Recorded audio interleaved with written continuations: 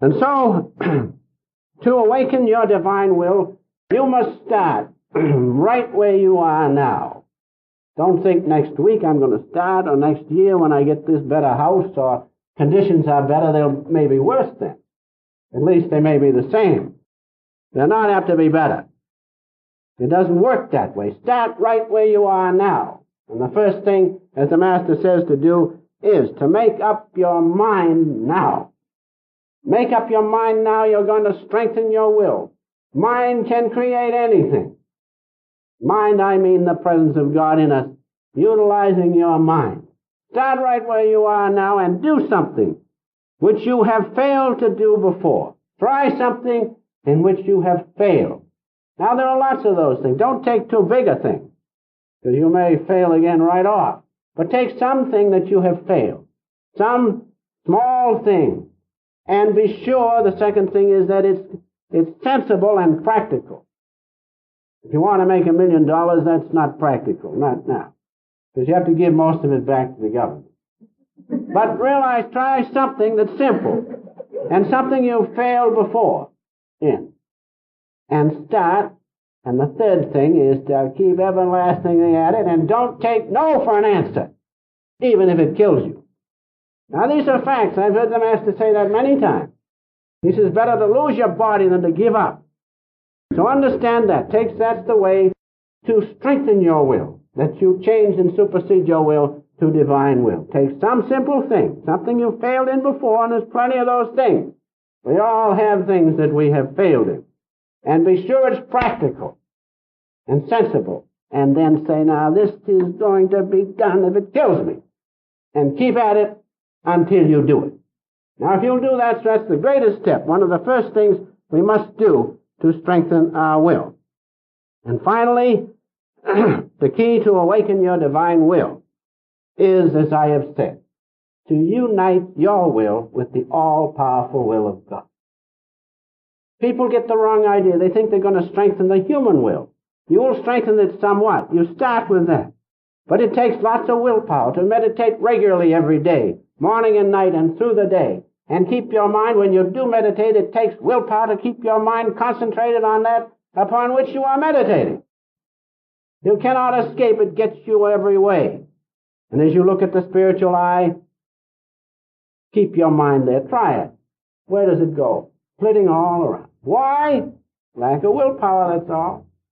And so, if you are to tune your mind with divine will, you must realize that you have to first get God contact.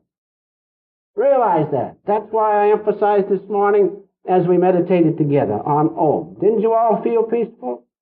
I thought it was wonderful this morning. Now, that's the presence of God. And if you can get that first, that's the greatest step toward changing human will to divine will. Master has said this in his autobiography. A few words which I like to quote. He says, the common stone locks within itself the secret of stupendous atomic energy.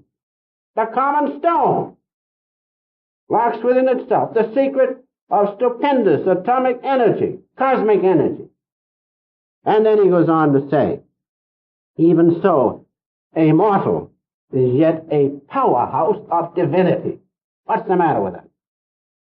If a stone has such atomic energy within us, we made in the image of God, what's the matter with us? We have divinity within us. We have the powerhouse of divine will within us. We have to realize that.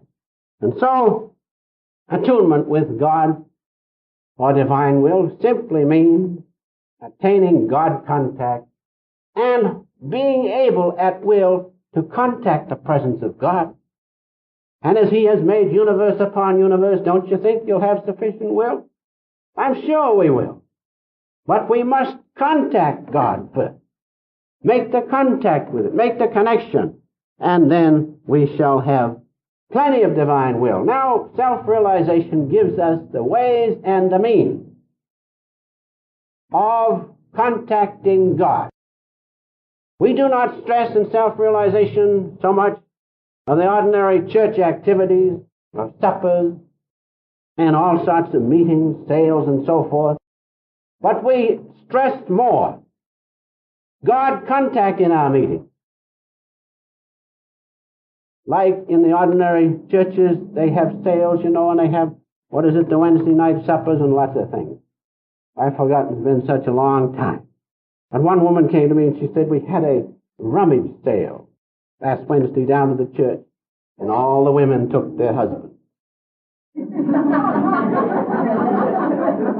Perhaps you will catch it after a while. Use your will now. All the ladies took their husbands. Must have been quite a rummage sale, huh? So, had to have a little breathing spell, that's all. And so, realize, we are connected with divine will through the medulla center. Through the medulla center. God's power flows in through each and every one of us. Otherwise, how do you think you sit there and look around and do all the things you do? Even listen to me. Because God's power is flowing through you. And so His will comes in through the medulla center. Now, we realize that if we develop the spiritual eye at this point, we are in connection with the source of God's power within us through the medulla center and that great storehouse of His energy and consciousness of the brain, or the astral brain. We find that through the medulla center. And so, what do we have to do? We have to develop the spiritual eye, that's all. Master has said in his AY, long continued concentration on the liberating spiritual eye takes away all delusion from the devotee. And he realizes God is the sole doer, and he might even add he realizes his will is one with God's will when he makes the connection. And so, if boring into the uranium atom will give us such atomic